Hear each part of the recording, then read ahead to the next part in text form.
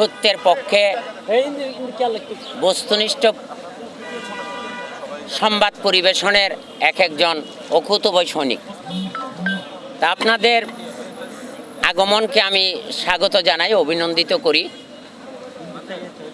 সত্যটাকে সত্য হিসাবে ফুটিয়ে তোলার ক্ষেত্রে অতিথিয় মিডিয়ারা তেমন কোনো গুরুত্বপূর্ণ ভূমিকা পালন করেনি।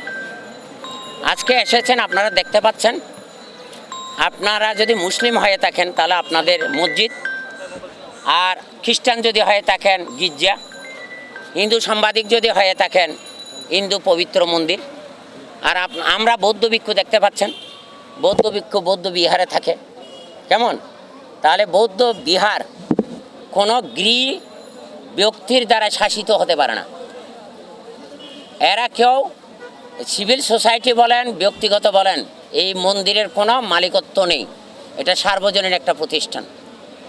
80-র দশকে তারা এই মন্দির বিয়ের জরিপে গুরুর নাম, এই বিহারের বিহারাধ্যক্ষ জ্ঞানতাপর দীপঙ্কর শ্রী জ্ঞান মস্তবীর, যার গুরু ছিলেন এই বিহারের প্রথম অধ্যক্ষ, চট্টগ্রাম কলেজ এবং কলেজিয়েট স্কুলের পালি বিভাগের প্রতিষ্ঠাতা অধ্যাপক ধর্মবংশ RSP এর জরিপে কেমন ওদের নাম ছিল, গুরুদের নাম।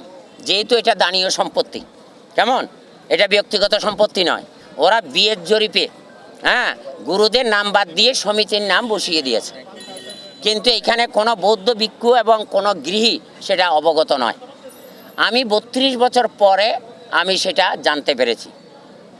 তো জানার পর এখানে আরও অনেক ঘটনা ঘটেছে, কিন্তু এই সমিতি যারা এখন বর্তমানে সরকার কর্তৃক 2013 সাল থেকে কমিটি বাতিল।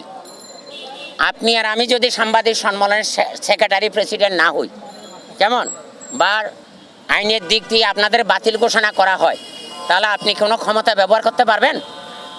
ওরা 13 সাল থেকে, মানে যেহেতু এক একজন CNF কেমন কোটি কোটি টাকার মালিক, তারা সন্ন্যাসীদের যেহেতু দানীয় বস্তু খেয়ে জীবনযাপন করে, দান দিলে, না হলে খায় না। তো ওরা সেটা ক্ষমতা দখল করে আজকে 80-র দশক থেকে এই মন্দির সহ কোটি কোটি টাকা ওদের সমিতির এখতিয়ারে নিয়ে গেছে। কারণ আপনাদের মসজিদের টাকা মসজিদের কমিটিতে থাকবে, মসজিদ ফান্ডে থাকবে, হিন্দু মন্দিরের ফান্ডে থাকবে, সিভিল সোসাইটির ফান্ডে থাকার কথা নয়। এবং 7.25 ওজনের স্বর্ণের বুদ্ধমূর্তি, কেমন, এটা চন্দনাইশ উপজেলাধীন সাতবাড়িয়া গ্রামের জমিদার আরাকান থেকে এখানে আনে দান করেছিলেন। সেটাও তারা লোপাট করে ফেলেছে। কোনো এই আইনের কাছে যায়নি, থানাতেও দেয়নি। তো যেহেতু 13 সাল থেকে তাদের কমিটি অবৈধ, কেমন, তারা জোর করে ক্ষমতা দখল করে যা যা করার করেছে।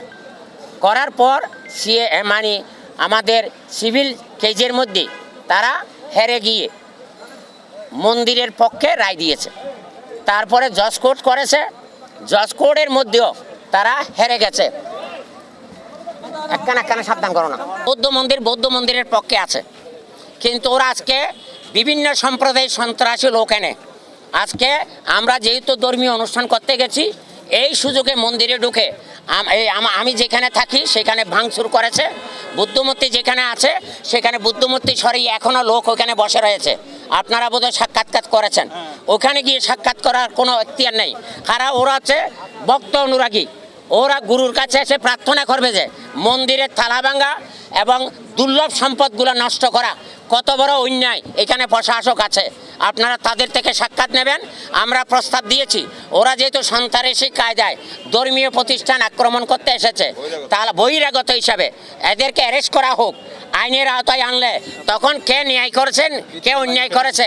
বিদ্যুৎ লাইন কেটে দিয়েছে, সিসি ক্যামেরা নষ্ট করে দিয়েছে, মানে আরও অন্যান্য যে যে সংযোগ আছে সবগুলা তারা ধ্বংস করে দিয়েছে। কেমন, তা বুদ্ধমূর্তি সরিয়ে দিয়েছে। আপনারা যারা পবিত্র মসজিদে যান, মন্দিরে যান এবং ধর্ম মন্দিরে আছেন, তারা বুদ্ধমূর্তিকে শ্রদ্ধা করে, প্রণাম করে, ওগুলি সরে গিয়ে ওরা যে ওখানে দখল করে রেখেছে, এরা কি সন্ত্রাসী নয় কি?